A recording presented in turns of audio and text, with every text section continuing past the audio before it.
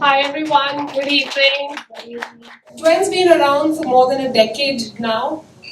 We have spread across globally. Dell Women's Entrepreneur Network was started with the sole aim of bringing together women entrepreneurs from across the world to be able to meet, to greet, to network, and to mentor each other. Today, the community is, of course, offline like this as we're meeting here today, but it is more so present online on DWEN.com. If you log into DWEN.com and you sign yourself up as a women entrepreneur, you actually get access to women entrepreneurs across the globe, and I'm talking of 80,000 plus members. So that's what DWEN is all about. It's about technology, it's about resources, it's about networking, it's about mentoring, and more so it's about sharing best practices. I caught up with a few of you just now, and the conversations that were taking place about who's doing what and how do they get better at it every day. That's what DWEN is all about. So glad to be here. So glad that all of you could make it today. And we hope to keep hosting more such sessions in collaboration with Ladies Who Lead in the future as well. Without further ado, I'm going to hand it over to Natasha Shirazi, who here at Dell Technologies leads the Charter for Diversity and Inclusion across EPJ and Greater China. So Natasha is our moderator for this evening, and over to you. There was a commonality that my apologies. First mistake, you learn I'm slightly dyslexic. But I love the fact that when we met Devaki, we realized that there was a commonality that her spouse and us used to work many years ago in Dell, which is why I love these sessions. Because it makes you realize that there are a lot of connections you don't get to feel till you talk to somebody about them. So Devaki has over 15 years of experience. She possesses a unique blend of skills that allows her to manage people, clients, and projects. A charter of business growth and expansion of small business. In addition, she works as a leader of diversity initiatives in small business organization at Dell. So she works very closely with me, and she's actually a great partner to have. And she is a mentor and coach to building talent and is a strong advocate of equity, inclusiveness, and diversity in the workplace. So thank you for joining us, Swati. Efficiently, she is structured and process-oriented and enjoys working with people. She's also passionate about mentoring, enabling, and building high-performance teams. So thank you very much and welcome. And then I'm going to go to Swati Mishra, who's Director and General Manager, Small Business, Asia Pacific and India at Dell Technologies. Swati is a business leader with 17 years of work experience in B2B, direct sales, channel sales, distributions. So basically she sells. So anything that you make, she will sell for you. She currently leads the small business segment in India as the director. Sorry, she will not sell for you. And the general manager spearheading India's strategic charter of business growth and expansion of small business. In addition, she works as a leader of diversity initiatives in small business organization at Dell. So she works very closely with me, and she's actually a great partner to have. And she is a mentor and coach to building talent and is a strong advocate of equity, inclusiveness, and diversity in the workplace. So thank you for joining us, Swati. And then we have Sonia Singh, founder of Shepays and Collectcent AIDS. Over the course of nearly 2 decades, Sonia has forged a unique professional path driven by passion for growing business and teams. With expertise in product ideation, user acquisition, digital marketing, advertising, and product tech solutions, she has held key roles across regions. Additionally, she successfully grew a company from a 3-member team to a whopping 189 plus member team across multiple geographies, engaging in pet projects that aim to better the lives of women and children as a cause close to her heart. She believes in solving problems for society, and fintech is an area that has a deep interest to her. So welcome to this panel. And of course, Shalini Nair, co-founder and board of directors of Ennoventure Inc. I got that right. And I am Bangalore analyst. Shalini has had over 2 decades of experience in cutting-edge technology in the IT and product realms. She founded Ennoventure with the intent of leveraging AI and cryptography to guard against counterfeiting and protect both the brand and end consumer. Ohio Technologies and HCL Infosystems in leadership roles, and is currently based in Bangalore. Shalini has a number of IPs right under her belt, making her a great asset to any team focused on innovation. So before I got this, I actually went on to LinkedIn, which is why I tell all of you to please go on to LinkedIn and get your profiles updated. So I got this a little late, and I was having palpitations of how I was going to introduce these amazing ladies.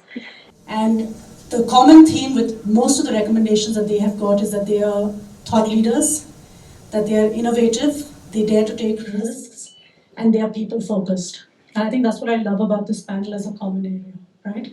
So that's the panel, and what I just want to do is give you a little brief on what was introduced as why we are doing this event today, and why it's important from a theme perspective, and to have a perspective from four women who are doing things very differently, but honestly with a very common purpose. So the United Nations observed IWD, every year, and they have a very different theme. So their theme is, digital innovation and technology for gender equality. And what they're basically trying to do is they want to spotlight the importance of protecting the rights of women and girls in digital spaces, addressing online and ITC facilitated gender-based violence. Now, the conversation today is going to be a lot on digital technology per se, but just to leave you all with a little thought that it's not just technology that keeps us away. It's how the technology gets misrepresented or represented in the best way possible, and sometimes not in the best way possible. So that's also going to be one of the parts. The other thing that I know all of you all are really keen on is a gender-responsive approach to innovation, technology, and digital education that can increase awareness of women and girls regarding their rights and their civic engagement, which is again severely lacking. We don't know how to protect ourselves from technology. We assume that because I'm a good person, the person on the other side of that screen is also a good person, right? They also want to advance. Advancement in digital technology offers immense opportunities to address development and humanitarian challenges, which is again I know a lot of you all are talking to. So that's the context of the UN piece. Now, I know I'm going to let you all speak, but I want to set another level of context on technology, right? And this is a personal perspective. So the environment most of us grew up in, and I'll take it to the sense of the other side of the global decade, right? Technology was very mechanical, right? You had something that operated, you had to go and put switches on, you had to put buttons on, you had to kind of, work to understand how it operated, including computers. Then we went into, a kind of a logical technology, where again you kind of built things that were logical according to perspective. And remember the word logical according to perspective. Now, whose perspective? Of course, the generation or the gender that was making this technology, which unfortunately was not half of us in this room, right? Then you came to this really great era now, which is logical. It's logical technology, which is why your touchpads and your intuitiveness and your AIs, which I know a lot of you all get very excited about. But I think what women bring as a really great enhancement is the emotional aspect to technology. And we don't talk about that enough, right? So somewhere in this scheme, I want you to kind of bring that into your questions of why y'all represent technology differently and why y'all use it differently and why that's what we need to be talking about. Because we've done the mechanical, we've done the logic, and we've done the intuition. Now it's time for the emotional part of it, right? And that's where all the unconscious bias and biases come. I can see you already grinning because you already have a lot of things. I don't even have to ask you the question, right? But that's what we're going to try and solve through some of our questions. And what we're also going to do is these questions are kind of, now of course we moderate them with the assumption that we know it all, and sometimes we don't. So we're going to keep it really fluid between all of you all. While I'll ask one of you a specific question, please don't hesitate to pull the thread if something is really intuitive. Because as I said, it's the emotional aspect of why technology needs to be for all of us, and why when you all weigh into technology, it actually becomes for all of us, because you're a huge part of this world, right? So Shalini, I'm going to start with you because you were brave and you sat next to me, right? And I'm going to start with your individual question before I go to the group. So you've kind of co-founded an organization which, is really key to everything that we do, from a counterfeit, from, when I buy something, is it genuine? Is it being made the right way? What's the sustainability part of it? What's the ethics part of it? All that. But from your perspective, how can policies that can be created apart from those that currently exist, and how can the fact that the UN focuses on it, where do you think you are actually making a difference in your own way, which will then hopefully empower policies and influence how we react to that technology? So what would be your, can I say, wish list or reality? Your question, is it related to normal all policies related to technology, or as it relates to women, how they get affected? Just first, let's go technology. Okay, I want some more context on that question. So if you can elaborate further on what you would like me to. Need to change to make technology more accessible. And if you look at even India as a landscape, there's a lot we need to go deeper in, like go to tier 2, tier 3, tier 4. And the way they use technology and the way we use technology is very different. So that's one first step. And I know India is doing a lot. And then get into the gender aspect of why technology policies need to be changed. So, I know when it comes to India, like you pointed out, it's based on geography that you can see a lot of difference in how it is accessible. There's a lot of effort going on in bringing it to the tier 2, tier 3 cities also, where you are giving laptops or the phones. I think COVID actually accelerated a lot of this development because it became a necessity that everybody needs access to the gadgets and the technology and internet, so that they would not stop, or they would not stop studying or having the life as it goes on, or as we know it. If it needed to go on, they needed access to technology. So that, I think, accelerated, and we brought in a lot of efforts at that point of time, so that even the very remote villages and remote towns also got this, and the schools had access to the gadgets. But having said that, I think that should not stop with just the COVID-related measures that we did. It should become a way of life. It should not be just one school which is having it, or one organization takes it up and supplies it to the schools or to a region that they adopted. But it has to be slightly more democratized. It should become something that you all have access to, rather than when somebody thinks about it. So that, and it is also not. And I have heard stories where the family decides that you can only buy one laptop or one phone, so you give it to the male child because that is that's more relevant, or that is the one who should be earning later on. So it should not be limited like that. It should be accessible to everyone. I think that is something that can come from government, from us, from all the organizations that are bringing in measures to ensure that everyone has access. If I can just do a little bit of a follow-up with you on that. So your organization, how are you demystifying that technology is not really a complex process as much as it just learn how to use it? Okay, that is something that I think everybody right now, any product manager worth his salt, does it in a way that it is very intuitive. See, I was reading something that earlier on it was not so intuitive. We would all go to a lot more effort to operate something, like you said, a few more switches to be switched on, or follow a lot of instructions to get something done. You would even go to the level of changing the valves or all these much earlier on. Maybe 30 years, 50 years back, that was something that was expected from everybody using machines or any technology. But nowadays, nobody has the patience or even inclination to do anything in a complex manner. Everybody expects everything to be simple. So the kids who are born also want to swipe at things and get things done.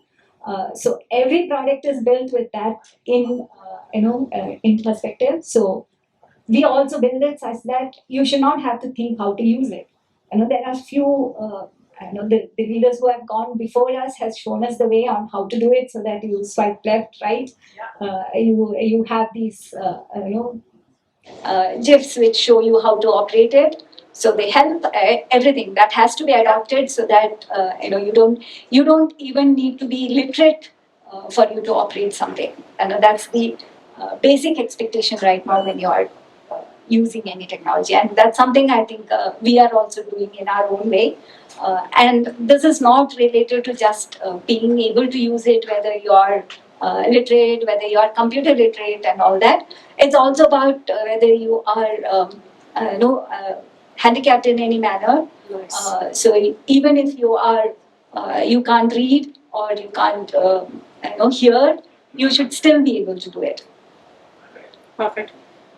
Thank you so much for that. And I know the second question was a surprise one, so please, thank you. So Sonia, I'm going to go to you. And again, you are founder of Shepays. And again, with additional changes, and how do you see the next 10, 15, 50 years that will have for your specific idea to make technical knowledge or the way to be financially independent more accessible to the gender. And here we're going very specifically on gender. And I know you won an award just recently. Would you like to talk about that also? The ages? Yes, I would love you to toot your own horn on that for a little while. Thank you for the question. Lovely evening and seeing and meeting you all. I have to really kind of, go back to the first thought of why we started Shepays.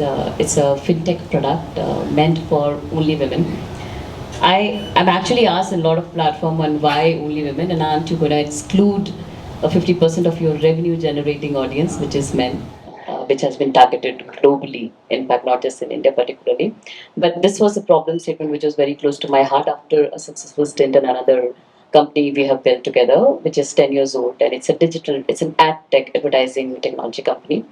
Coming back here, and gender, thank you for asking that question, because this idea came out of the exclusion of the gender that happens in India. 2 years back, when I had a little more extra time in my hand apart from raising a baby and the company that I was running, and I started looking at the numbers, and it was just not adding up. We were talking about 48.9% of women population in India. We were talking about the overall population being 70% below the age of 45. And then we're talking about only 7% of women investing independently. We're talking about only 15% of women in India covered under insurance. And that's too because of the government schemes and not because of the efforts. Because it's a women forum, I started reading a lot. And I also read that the insurance company also said that because, one is, it was a very big perception saying that they were not interested at all. Right? Women don't want to. And I also, the more I started reading, there were things coming out saying, women are meant to be this way, women are meant to not handle finances, women are meant to do this, and all this, right? It stayed with me, and it was all gender biases out loud there. This entire segment was completely undercatered and unbanked and uncatered to. Then, as an advertising person, when we started interacting with fintech companies, I don't think I need to hide that. There were briefs in front of me which said target only men, very clearly. And it stayed with me. I've also been a part of social worker, working very extensively with child welfare and women development programs. And it really hit me there, right? Why?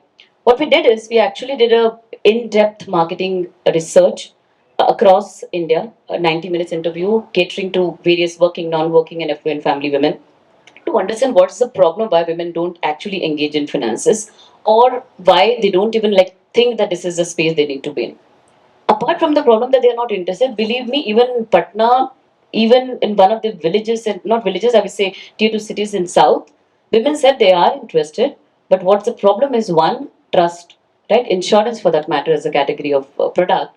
They said that insurance, you keep paying the premium, but you will not get it the moment you want it in times of crisis. So while you're in a hospital, you don't want to kind of go around and call the agents to, give you the claim when it's needed. So that was one of the bigger problems. Trust, right? The complexity. When I deep dive into, I'm not from financial background, by the way. I was with HCL, was my first company. Then I've been into building another company into advertising.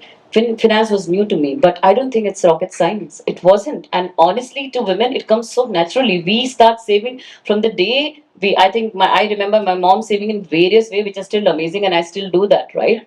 So how can you say that somebody who's so naturally ingrained into saving as a practice can be excluded and saying they are not interested? We save, but we save in a very different manner, in a different way. So these financial products generally don't even communicate, are not even positioned for women. Right? They don't, the language in itself, who wants to understand what goes behind it? I simply want to know, I'm putting a lakh, where does it go and when? Can I easily get it back? Right? Trust is the biggest problem. Complexity is a bigger problem. Communicating with me is very different problem. Then there are women who said, digital, anything, we're more than happy. We don't want to go to the banks because banks are not very welcoming, right? These are men, it's completely crowded with men, it's not very comfortable. Mobility is one of the bigger problems. So this is where it came, that it was actually a lot of gender biasness that led to non presentation of products in the market catering to women. So we categorically thought we'll pick finance, and we directly named it Shepays, saying, okay, it is for women, let it be. I am happy to kind of lose out the 50% of the audience everybody else is targeting, right? And then we built the product from the problem statement that came out of these interviews, saying, okay, I want a single platform. I don't want to have multiple KYCs. I don't want to kind of have my papers hovering around. I want a full track of my entire journey. Now, talking about how technology can solve the problem, I want to just, I don't know how I'm going to do that, but I'm just claiming it here. I'm saying, can I make finance as easy as buying a chocolate? Right? Unless I aim to do that, I don't think we're going to land anywhere. And there are brilliant women in technology right now in front of me. I think everybody is going to enable that happening, right? So this is where the whole idea of Shepays that came into the picture. Another 10 years, I think they're going to be amazing effort, because I don't think we are at a stage where we can ignore and not cater to this audience. This is definitely 50% of the population. The economic growth that you have, World Bank, RBI, even our Prime Minister says that is not achievable without catering to this gender particularly. Yeah. That goes into education, that goes into bringing innovative product, catering to women, communicating to them better, and of course uplifting them in the financial ecosystem. And that again comes back to the whole conversation of workforce leadership positions. And I think everything is so connected, right? So yeah, that's my take on that. Perfect. Thank you so much for that. And I love the fact that you have taken a conscious choice not to go to 50%, because even the 50% that you go for, you'll make profits. Right? Because if I flip it, the 50% they've made profits. So that's a good challenge to keep for yourself. So Devaki, I'm going to come to you because I saw you nodding, and I would love your perspective on. I know you work for an organization and you have tons of experience, but is equity something that companies are actively working towards? And how do you kind of interpret it from your perspective, and then walk the talk in your organization? Okay. So I think a lot of organizations want to be fair about it, but I don't think they know how to do it. I would say. In fact, I've had conversations with men in my own organizations that just say, why don't you tell us what you want, because we really don't know. They think sometimes. I mean, what they think is what we women want, and we all know nobody really knows what women want. But the fact is that You need an electric shock. yeah. So the thing is, I think organizations want some direction also from us, and I think to a large extent, it's very few women that are fairly outspoken. I mean, I think the numbers are definitely increasing, but I don't think enough of us, are saying what we want. It could be something as simple as requiring a mother's room. It's something so simple, but the smaller organizations, because they have, say, less than 100 people, they just don't think about it. They're like, in fact, even in Crayon, I mean, as the number of women went up, it was one of the first things that we looked at. Yeah. How do we get women back into the organization if we don't have these basic requirements? Yeah. Another thing that, personally, I have seen, I may be a little biased here, but the fact is that I've had a lot more success working with women than with men. It's a fact. I think, there's a certain higher level of diligence that women bring into it, and all they want in return is some reciprocity. They just want you to make them feel valued in the organization. It takes very, very small steps, like simple things like flexi timing. As she rightly said, COVID in a way has really helped, because it has proven that for about two and a half odd years or more, as you see in Dell, it's empty right now. But the fact is that it is possible to work from anywhere if you're able to kind of provide the right infra and things like that. The other thing is with respect to I won't say that I kind of kind of focus only on the women in my teams, but I do make it a point to focus on not just technology, but I think an overall something that makes them whole. Simple things like where they're able to kind of just say what they're doing, or to be able to have a normal conversation. Sometimes the smartest ones are the ones that can't really get a sentence across, and uh, and then there's the I mean mediocre person who just speaks a lot better and sounds a lot better. And so those are some of the things, like small things that I did as part of some of the roles that I've been, like having our own Toastmasters thing in the organization. It wasn't really the full Toastmasters. It was me being Toastmaster, but it's just giving people the opportunity to speak amongst people that they know, and just to tell them that it's really not that hard.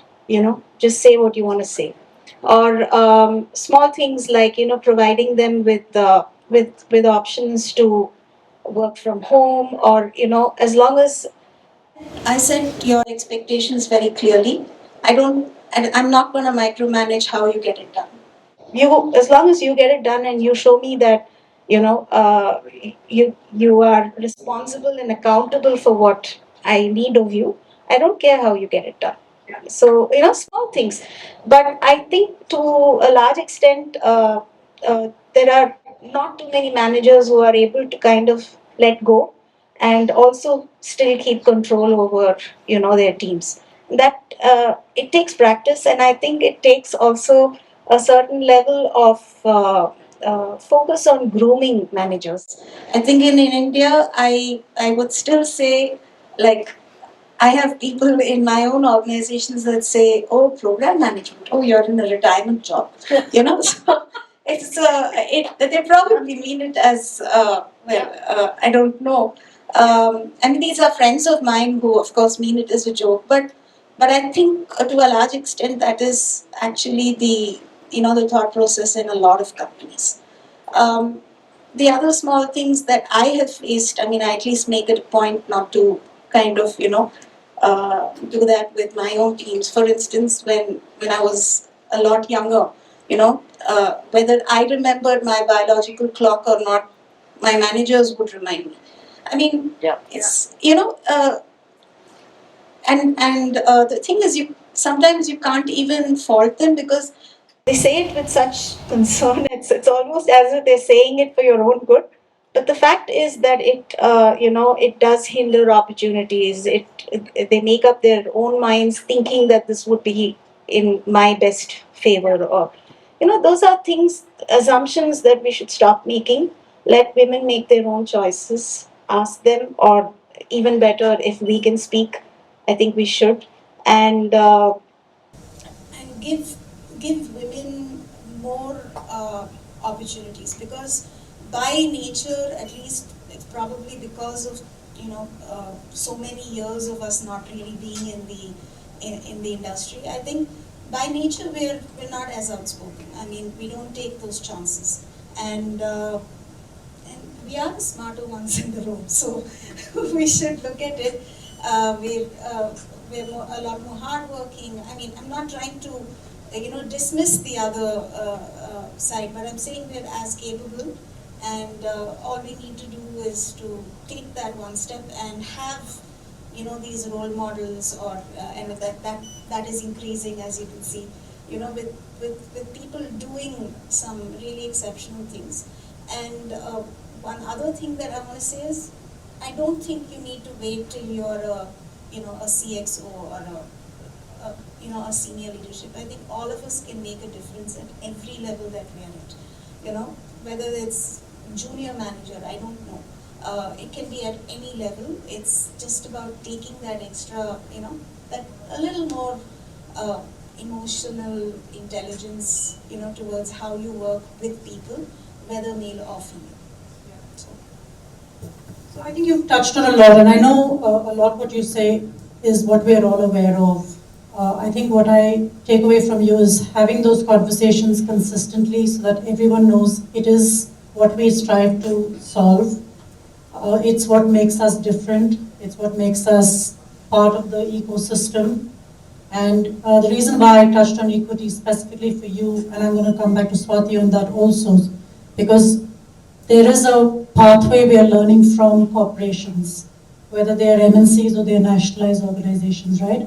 And that pathway, if you can do it in a structure, then it gives you as entrepreneurs a lot of leeway of where you can pull something and learn from the experiences because they have the scope to fail, right? Which is entrepreneurs sometimes don't have. So the problems I think are the same, and I think that's also the art of constantly re-stressing them, right? Swati, I'm going to come to you because I know you are a sales leader and you've broken a lot of myths, right? How can women sell technology? Women can sell, I told you, right? You can sell anything. But selling technology, which is such an innately one-dimensional, don't hit me. It's a one-dimensional thing, right? You want to bring that feeling to technology. So I'd like you to walk us through your journey and then how you kind of weave that into the culture of Dell. From we know you coach, we know you're really somebody who people look up to, saying if she can do it, I can do it. And that's why role models for women are so important. So walk us through that if you don't mind, and then I'll come to the overall question for all of you.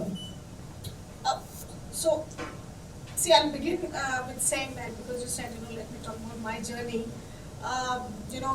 We mentioned this term in Dell on Dell, right? So, what we do at Dell and how we learn by using technology ourselves is what we then enable for our customers, right? So, yeah, I've been in Dell for 18 years, and as she was talking about technology, I was kind of remembering how we have moved up in terms of using technology and being successful. So, when I joined Dell, I was a frontline sales rep, right? So, and when I used to get an order, to be able to get that order processed, we used to have a queue, physical queue, right?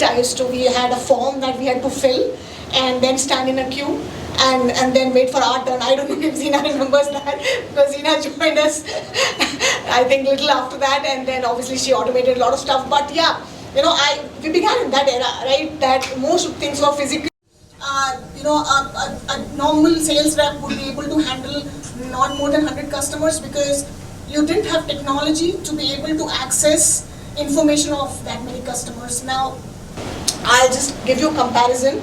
I have more than 300 reps in India now, right, who operate as frontline sales reps, and each of them handles more than 500 customers now. Now, it's not that the workload has increased.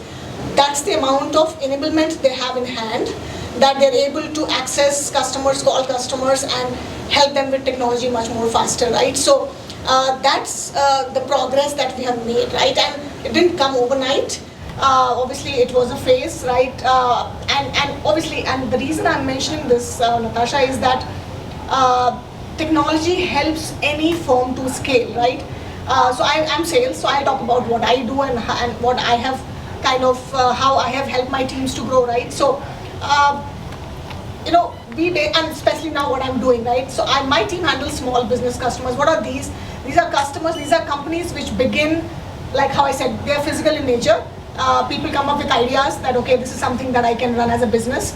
And you are initially doing it with paper, pen, and trying to get things done manually, trying to get customers manually. And then there is somebody who needs to come into the picture, which is what Dell does.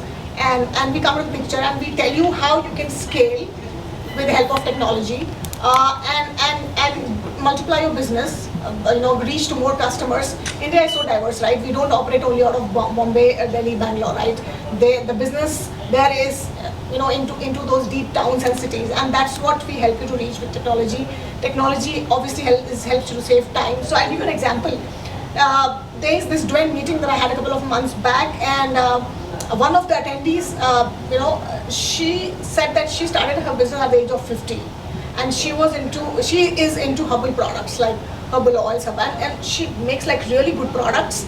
And then after the event, I kind of was catching up with her, and she said, you know what? I just have one laptop, and And manually, I am now selling to pretty much 8,000 customers across India and abroad.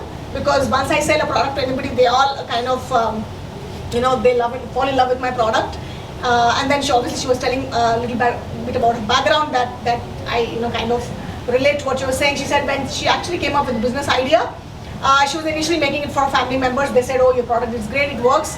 And she told her sons, she has sons who work in good companies, and she said, I want to do this as a business. And like, Mama, you don't need to do this, we earn so much. And she's like, no, it's not about that. I'm like, who starts business 50? I want to start at 50. And she did. And then she told me she has 8,000 customers, and I was so surprised. I'm like, 8,000 just manually, you are managing them on a laptop? Like you enter their addresses and you ship products to them? And she said yes. And she of course said that she needed help in scaling her business. And we are obviously now kind of trying to explore how do we enroll her into DWEN mentorship program, help her to first learn technology, because that's important. She can't use technology if she, but then that's what, Megha introduced DWEN to all of you, right? That's what DWEN does, right? Help women, founders be able to use each other's expertise and learn from each other and be able to scale. And obviously, and my team comes into the picture in helping you scale up with that business. Now, of course, coming to the part where, about the part that how many women girls I had in my teams, or as I was growing, how the fallout happens, right? So, yeah, selling technology, of course, is, especially if you're in sales, right, it requires a little more effort. Of course, every job is difficult, but you can't sell technology until you take time to learn it, right? So that's important, because you're talking to your customers, they'll have questions, they don't understand things. Somebody selling oils, clearly, she won't understand when you're trying to sell her a server or a workstation, right? So you need to be able to explain how that will help her, because she or he needs to invest money here, right? So, yeah, that's something that I was fortunate, Natasha, and for the rest of you, my husband also works for Dell, so I was fortunate. He knew, he was always, and he was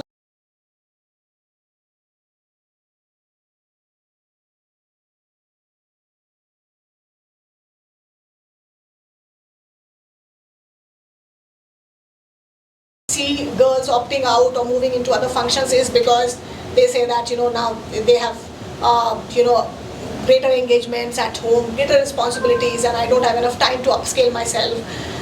So, the task that I take upon myself is, Natasha, is that, we have to find ways and means to enable them as much as possible in office, right?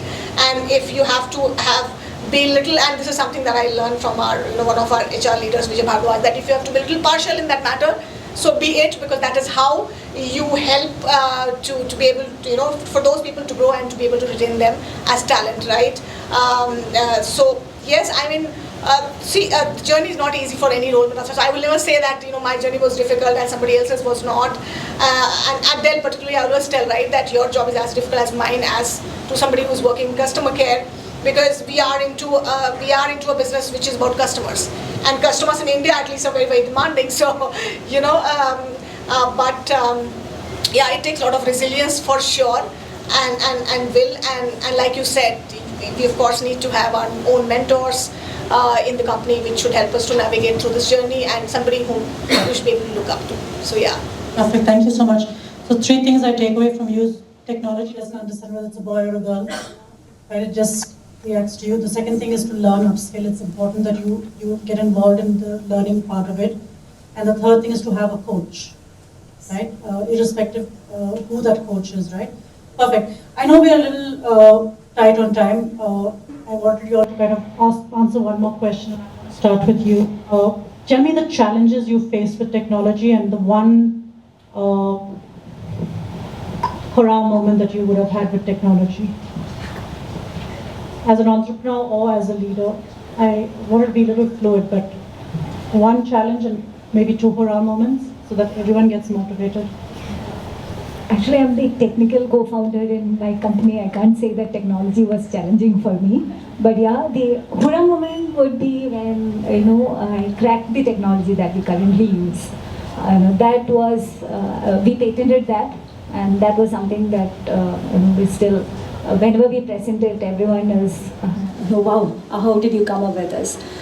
Probably the reason that we came up with this is because we did not know the challenges in the initial days.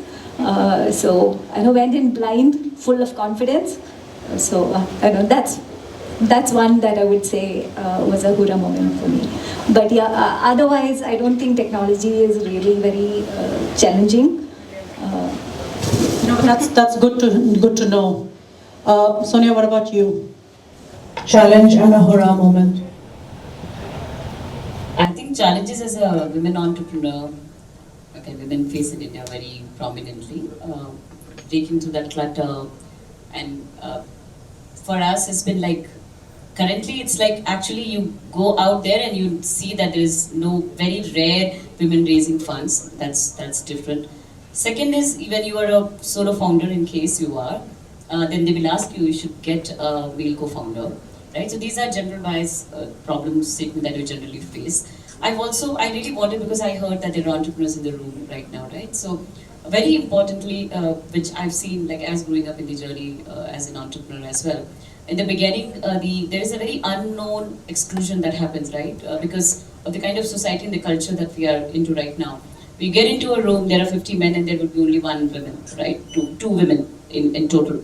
And how do you kind of, all of them will wave at you and go back to the circles and, drinking and maybe talking, right? And it's not very warm and welcoming because you're not accustomed to environment like that. You're at home, you're always welcome. You're at spaces like offices, you're always welcome.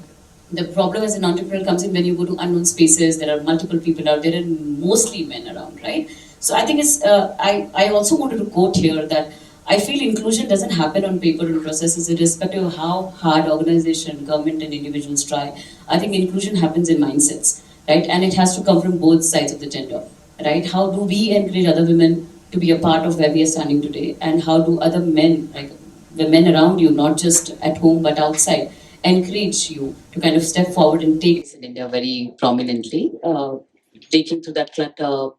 And for us, it's been like, currently it's like actually you go out there and you see that there is no, very rare women raising funds. That's different. Second is, when you are a solo founder, in case you are, then they will ask you should get a male co-founder, right? So these are general-wise problem statement that you generally face. I really wanted, because I heard that there are entrepreneurs in the room right now, right? So very importantly, which I've seen, like as growing up in the journey as an entrepreneur as well.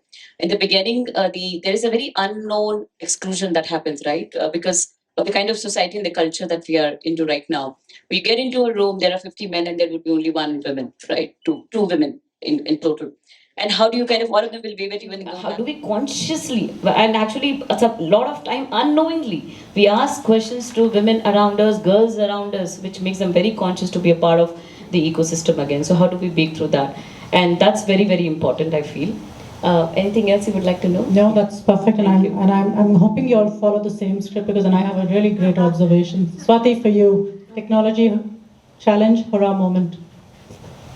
My challenge and hurrah moment, I think both would be, I think, I remember an incident, and so challenges, I believe, Sasha, is mostly in the head than external.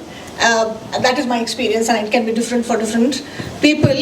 But I haven't done a single event without narrating this particular instance. So I am going to narrate this today because the audience is new, and especially today because when I talk about this incident, I talk about a person that has never been part of my events, but she is today. And that challenge is in the head. So when I was growing, and I used to do well. I used to work hard, and I know I was performing well. But I was always apprehensive of asking or thinking that I was capable of doing the next role. And I have done many roles, right? So in 18 years, right, and I've grown through the ranks and grades and roles. So of course, and you heard that in my intro, direct, channel, enterprise, pretty much, and now CSB. So. But in my initial years, now this is probably this challenge and aha moment happened together 9 years back. So I was doing a particular role for a couple of years, and I wanted to take a role which is called outside role in Dell, which is regional sales manager. And in my head, I was thinking I have always done a role which is office based. Now I have to go into the field, and I haven't done that. And sitting in front of CIO, I don't think I can do it. And then I had this mentor who's here, Zina, And my life, most of the decisions has been because I have seen Zina what she does. I have followed her. I have obviously asked her. Most of the roles that I have done is obviously after taking her suggestion, asking her what to do. So for this role, I was like, not sure what to do, and I went and I said, Zina, I want to do this role, but I don't even think I'm capable, and I don't even know how to go and ask. And by the way, Zina is a person of very few words. She doesn't kind of coach you for half an hour and all that. She'll talk 2 lines, and those are like golden words. So she said, you want to do this role? And I said, yeah, I want to do this role. So she said, then walk into the country head's cubicle and tell him that you want to do this role. And tell him that I know I'm only 40% ready or 30% ready, but you want to take this risk on me, and then let's see. So I say this, and you think it's going to go well. He's country head, and she's like, yeah, you have to tell him that you want to do this role, and you're not ready because you're not ready. You haven't done this role before, so clearly you will have to learn. And so that was a challenge in my head. And then I said, okay, and I just walked out of Zina's cubicle and I walked into Alok's cubicle, and I said, Alok, I've been wanting to meet you for long, and I talked to you for 5 minutes. I mean, that's all. So he said, yeah, come in, and I just exactly said those words that Zina said, and I was like, okay, I have to wait and see what is Alok's response. And Alok said, well, I don't have a role now, so I know you want to do this role tomorrow, but I really can't offer this role, but I'll keep this in mind that you actually want to do this, and we're definitely going to consider you. So that's how easy it was, and that's how simple it was. But like I said, and I think that was the first time that I took that step. Of course, Zina gave me that courage. But Zina, after that, every other role that I took, I followed the same principle, right? Including the CSB role. I mean, this was a country role, and in my head again, of course, I was not sure that I can do. This is, leading a country. I had only led regions. And the reason I'm taking names is because there are people around you who actually help you, and you have to know the second one. So when I was wanting to apply for the CSB role, I was not sure again, and then I thought, okay, let me not apply. I'm doing good here. This is a regional role. By the way, I got the role that Zina inspired me to go and ask for. I think in the next 3 or 4 months, there is an opportunity that came. Alok said, we'll take a risk on you, and we'll see what happens, right? And when somebody says, we'll take a risk on you, you obviously give 200% because you can't fail. Also because Zina said that after 10 years, somebody is getting into a regional sales outside role, so I think so you are going to be looked upon by many people. So make sure that you have, you do everything to ensure that you get success, so that people, and I think, that stayed in my head. And for this one, the role that I'm doing currently, I of course wasn't going to apply. I was happily doing a role. And then madam calls me and says that, why aren't you looking at this role? I said, that's a country role. I haven't done country roles. She's like, so what? I mean, just see what it takes to go for it. And I said, oh, is it? Okay, let me think around it.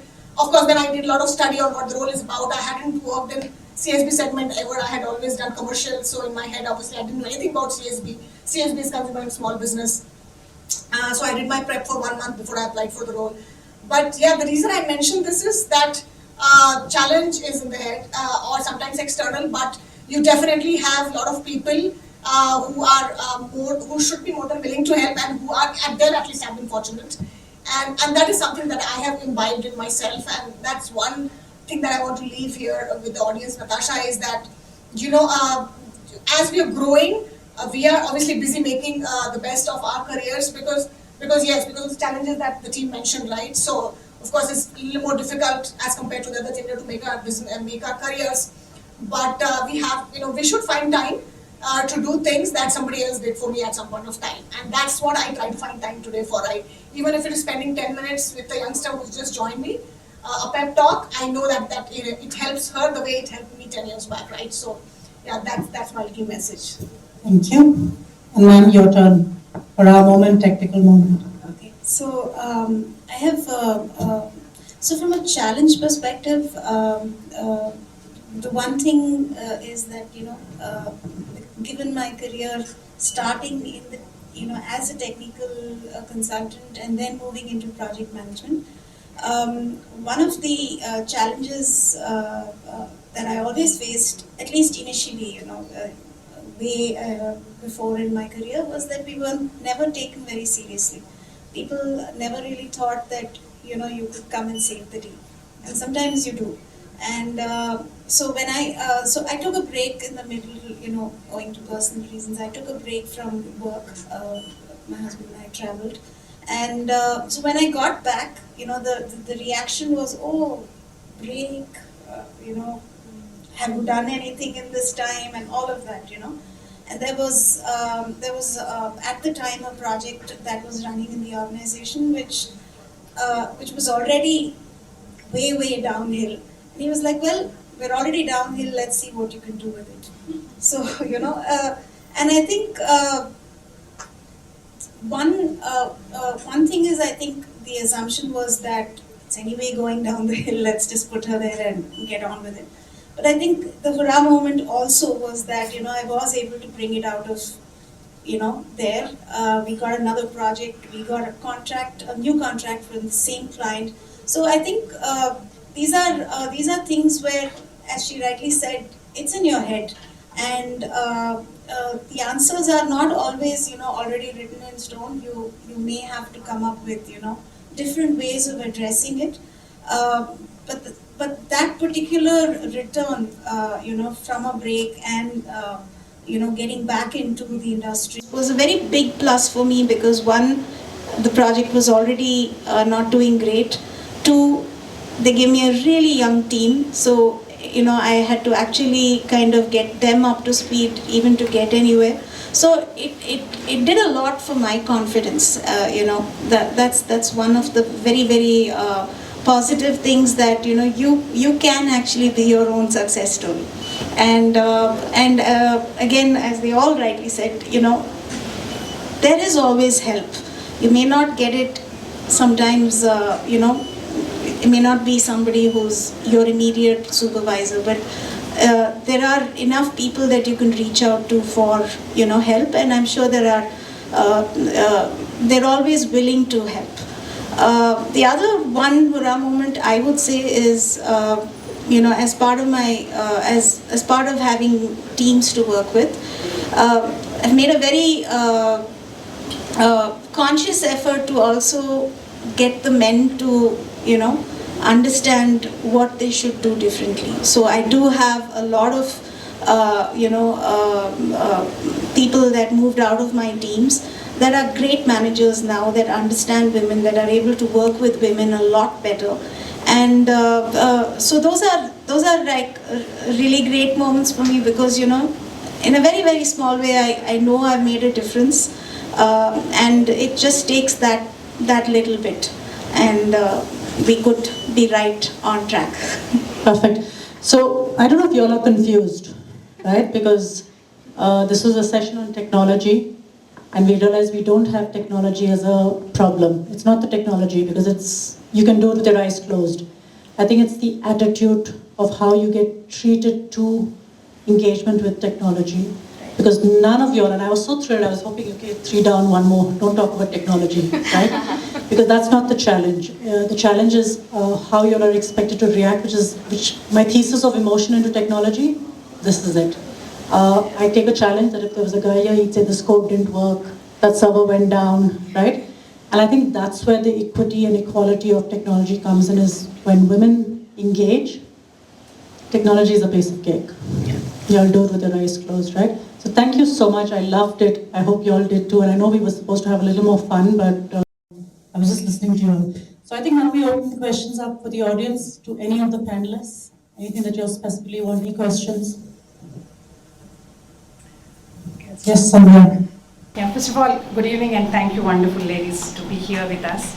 And each of your experiences are very good. So I just have one comment more than a question, because I lead the Women in Technology for Dell India. And one thing that I definitely realized is, after hearing you, all of you, is that the barriers that we had over the past, and the behavioral aspects which Devaki mentioned, and Shepays, amazing, app. I just browsed through it while you guys were talking, and I think these barriers, and I know Swati very well, and Shalini, I just got to know you, that you are an entrepreneur and you're working on innovation. So it's a very times have changed is the indicator that you guys are talking whatever you're talking, right? So I'm very proud to share that you guys have done so much, and I want to tell that that's exactly what we are doing at Dell. We are asking all the women to come forward and do the innovation. The number of patents that any organization, right? The number of gender diversity is very, very bad. Like the gender diversity ratio is extremely bad. That's something that we need to increase, and that's how we are trying to increase. And I'm very glad that Shalini spoke about it. And talking about entrepreneurship in general, I think I really wanted to bring the point that at Dell we are also looking at Dell is a big company, but every group works like a startup. So that is the culture that we are bringing in, and I'm really thrilled to hear all of you, and very nice to know each one of you, and more wanted to connect with you offline, learn more from you guys. I have to say this because I met so many wonderful ladies from Dell. I always believe a lot of organizations have been talking about best place to work, but after hearing what she's saying, and she was just talking about best place to learn is something that your organization should really claim for, because that really encourages a lot of women to come on board, because learning and knowledge is something that women think they lack before joining any organization. And Dell has encouraged such amazing women to learn from scratch and join bigger leadership position, apart from, of course, from scratch as well. So that's amazing. Yeah? That wasn't a paid. No, not at all. I had no idea about the kind of network you guys have on the entrepreneurs front also. And I think my friend is here, Savita. She was telling me about the wonderful work you guys have done. Now do hashtag on India best place to learn. Yes, you guys should get me women for my team. Yeah, so I have a question, and something that you said, Sonia, when you were talking, is that people say that, oh, it's you're serving the 50%, and it's funny because I think there are a lot of times female founders get that question, because a lot of men make only for female audiences in terms of personal care products, etc. But that's not niche. But if a woman's making for women, it becomes sort of like a niche understanding, even though. This is something that Mr. Amitabh Kant said in one of his sessions in Delhi with Ladies Who Lead. He said that you have about 1,012 women for every 1,000 men in the country. So the ratio is actually reversed, and you have more men, and it's actually not the minority anymore. So you actually have to build for women so that you become a larger economy. So it is actually becoming a bigger market. And for us, the thesis at Ladies Who Lead is also a little bit that women are already there. They're already becoming leaders. They're doing this by their own spirit, and they're fighting the odds. And a lot of them actually say that they do it by not having a gender lens. They don't identify as women. They just identify as founders, as professionals, as true to their work. And that's how they kind of don't get distracted, and they just push through, work harder, but get there. So what we're thinking is that how can we actually support leaders who are already there? And since you're all like leaders in your own right, and Natasha, for you to also answer this question, and each of you all, you said, Devaki, what is it that women want? So now that you're all leaders and you're doing so well, what is it that you would want now to really excel and get to the next level, whatever that is vision for yourself? What is it more that the ecosystem and platforms can do to support women in the ecosystem? Is there something that each of you would like to share? You have the mic. I think last 5 years, particularly, I've seen a lot of change. Unfortunately, I learned about you guys lately through a friend, and then I got the invite. There is Leap Club, I'm sure you guys have heard about it. There is Her Story Talks, there is She Learns. There's a lot of other companies which work extensively towards, one is focus categorically women as a segment, and bringing women leaders. But in fact, women leaders I've not heard too many. I think you guys are doing amazing work in that space, and that's amazing, because I think the growth in women leadership is right now at 39%, which is still underrepresented, because I think women make just amazing leaders, right? They're just tasking skill sets to people communication, because I think everything is replaceable. I think Even if we feel that AI or ML is going to take over the world, the only thing they can't take away is the skills that women have. And that is empathy, connecting with people, ease of communication, foreseeing risk, everything else, right? So I think a lot has been taken care of already. I think groups of mentorship is very, very important. And at every stages, right? For example, when she was saying she was not even aware that she can take up a role that, and she found someone within the organization. Likewise, when you go, I think a lot of work is also happening even right now. I'm a part of groups where women founders come together and speak to each other. I think this is very, very important because initially when you're out there, it feels like nobody's even kind of acknowledging that you're out there, right? Because I've built a company before and it was a 100% bootstrap and profitable company. I come with a large background of experience in terms of clocking revenues and making it profitable and all of it. But when I see other women struggling with as simple as which bank to go for accounting, how do you build a financial business model? I think mentoring sessions for women entrepreneurs are very, very important, which I think is happening nowadays at a very larger scale, but has to be proper workshops, and it cannot be a one-day socializing event. It has to be proper 3 days classroom sessions where there are subject matters starting from how to run a business. I take sessions on GTM, right? Branding, because I've had at least 200 brands in India right now, helping them with user acquisition journey, right? So how can you kind of share your knowledge? A lot of it is pro bono, right? You kind of actually be a consultant or mentor to help them grow. But the kind of impact that you see coming out of it in a room of 100 women founders, and then how do you see the impact coming out of it is going to be amazing, and it will reflect in just exactly 1 year's time. And it is just exactly that initial phase where you need that. And if I think platforms like this can really enable women to get together for more workshops around building businesses or even skill set, like for example sales, right? How many women do you see in sales? It's not a rocket, it comes very natural to women, but it's the confidence, the first push. Somebody says, like her mentor said, go, that first, and everything falls into place. You're able to communicate with the client, you're able to take that leap, you can travel, you make your entire calendar. If it is possible for us, possible for you to be in Bangalore right now coming out of Delhi, I think it's possible for everybody. It's just that first comfort push saying you can do this, right? How would that come on board through multiple women coming together? Yeah. Wonderful, good, thank you. Yeah, sure. What Sonia already said. It is that, the imposter syndrome is something that is very, very prevalent. I mean, I think all of us have it. I mean, if you were to give me a new role tomorrow, I would really wonder, is it something that, I will be able to do? But I think simple things like this, where, just there's somebody who's, unfortunately, you don't always have that person to say, go to that room and ask for what what you really want. But I guess, what I said earlier, I think if there were forums where people could reach out to women who would actually say go and get it, whatever it is that you want, whether it's technology or I think it's true of any industry, quite frankly. That's one thing. The other is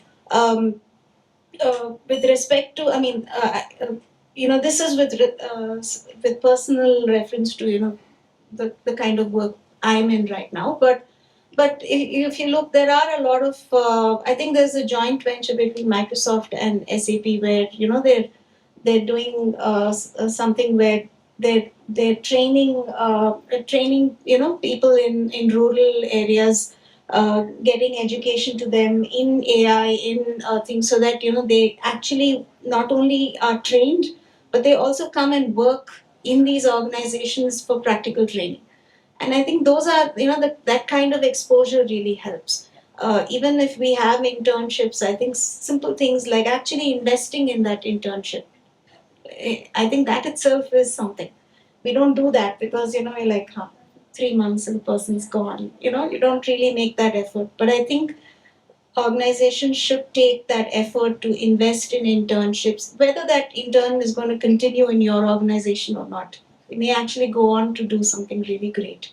So invest time, effort. I think that's basically it. Thank you. I'm glad you mentioned about the genderless aspect of coming onto the leadership roles.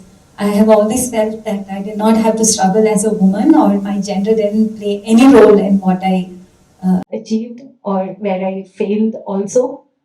That thankfully there are others who say that. There's some discussion that we have in our office also that we don't actually recruit based on the gender. We are agnostic to the gender in case of recruitment, in case of the work that you do. You should not take anything, any negatives also, just because you're of that gender. That is one, instruction or rather something advice that we give to everyone in the organization. So we should be agnostic to gender and let them grow on their own right, because that's what I personally would have been insulted if I was offered a role because I was a woman rather than on my own right. So, but then equity is also important. So the kind of trainings that you are referring to, where you need to train everyone on how to handle the leadership role and probably how to respond to the gender bias or any kind of discrimination that happens in the workplace, that would be important, because even though I don't see it in our organization, there are others. The way that culturally we are brought up, we do have some bias. And I'm fortunate not to have faced it in my family or in my workplace, but that exists. So, just probably that training, that mentorship would be good in getting people into the leadership roles and keeping them there. Just one point on that. I think that's fantastic thing that you said, that you go and look at it more agnostic. So one of the things which I do is that it's meritocracy, of course. You don't want to kind of go ahead and hire based on gender, but all things remaining equal. If I have to choose between a man or a woman, all things remaining equal, on that assessment, I will go with the woman. Because I want to give that person the opportunity, because we have so few women in whichever sphere that you go into. That makes a big difference. All things remain equal again. Caveat to that. Probably the team structure also would have to play a role in that. If your team is skewed towards women, you wouldn't want to give the chance to a woman. You want some diversity in thought. Regional, gender, everything plays a role in how we think and how we voice things. Swati, do you want to cover? I think pretty much covered. So I think I have Just two things. Stop saying no. Start saying yes. I'm tired of hearing I can't do something. No, you shouldn't do it. No, why do you want to do it? I think just start saying yes, and this starts with you. I have seen amazing individuals just bloom because when they come to you and say, I want to do this, and you say yes. It stuns them, right? Everything else can be left behind. The other thing is, I do this very often with myself. I have to keep on looking in the mirror and telling myself that I'm good enough. And sometimes I have to tell someone else they're good enough.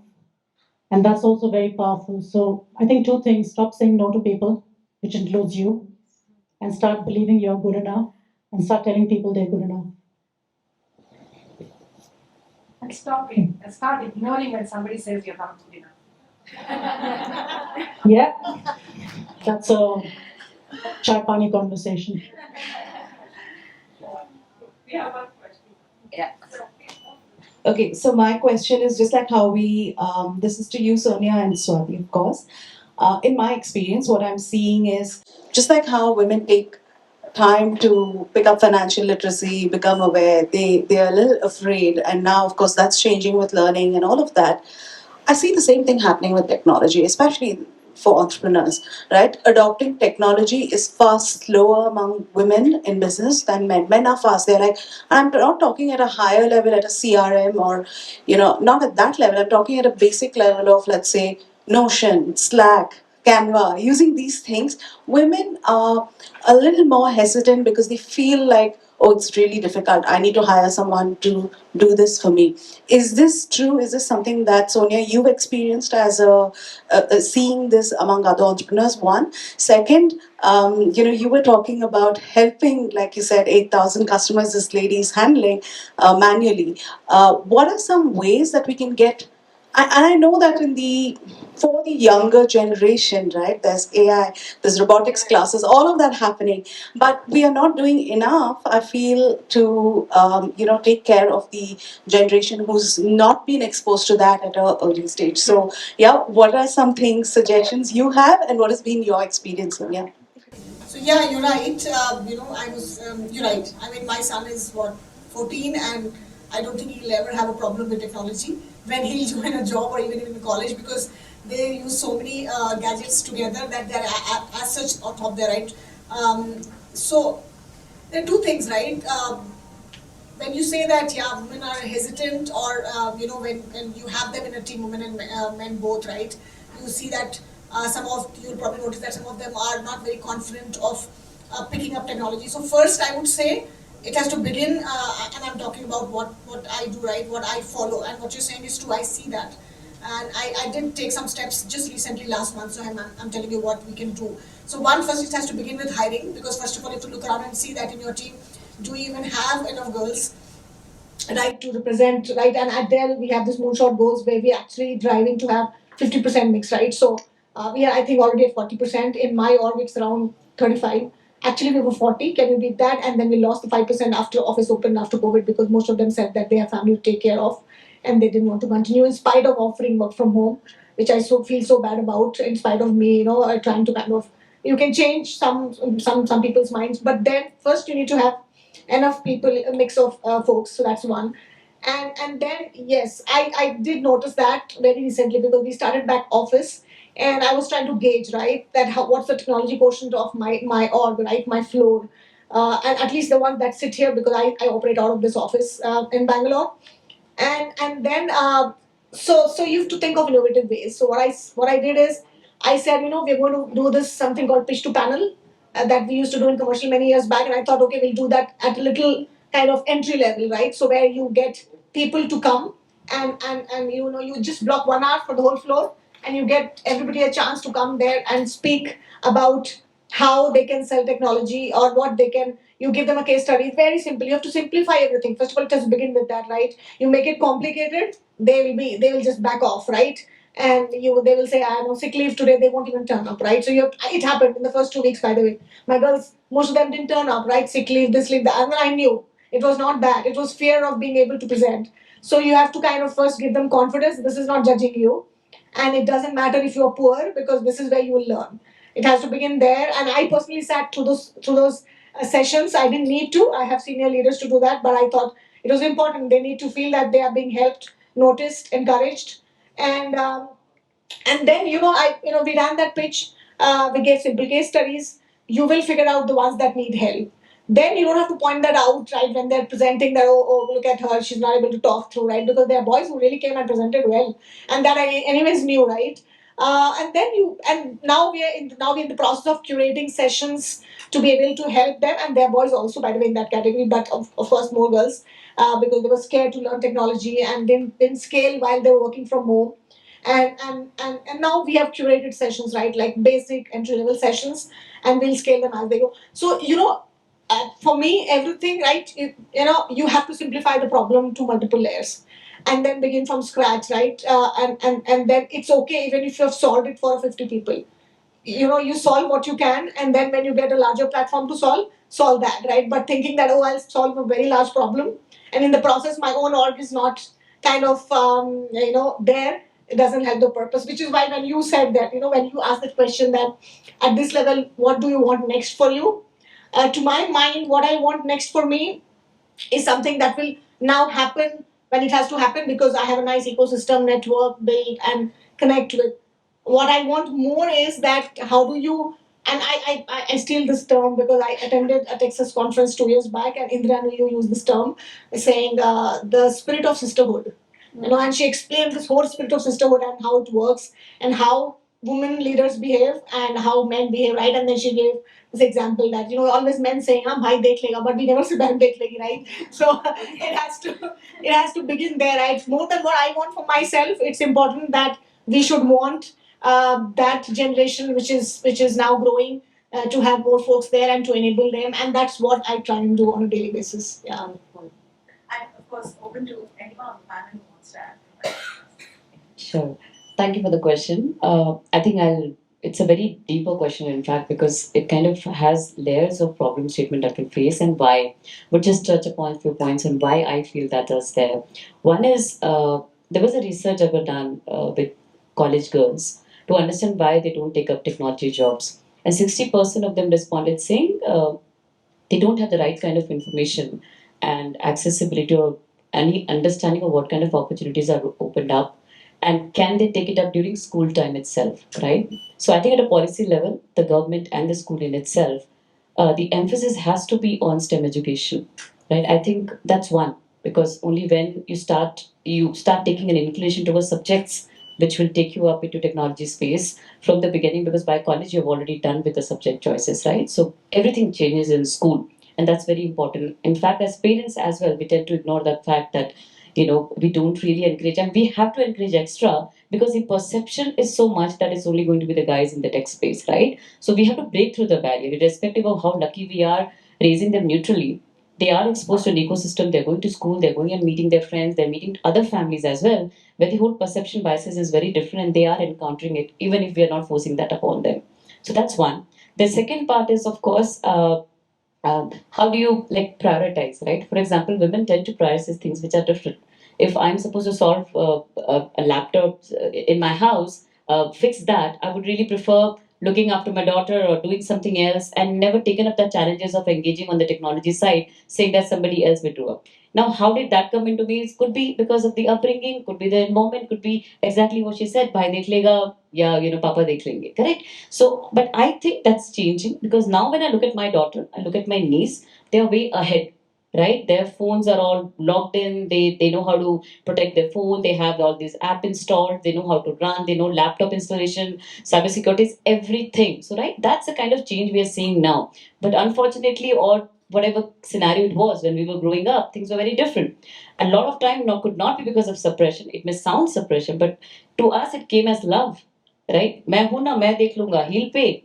It was out of love because that's what men or opposite gender could offer us, saying, I'll take care of it, don't worry, I'm gonna pay. But then that kind of built up the entire perception that okay, that's not my domain. Same for technology, not just finances. I think technology and finance I've generally seen, because I've also worked with HCL Technologies and currently in a tech company. I see that it's just that barrier, the mental barrier, the perception and the biasness that kind of stops them getting into that. So yeah, things are changing. That's a good news, of course.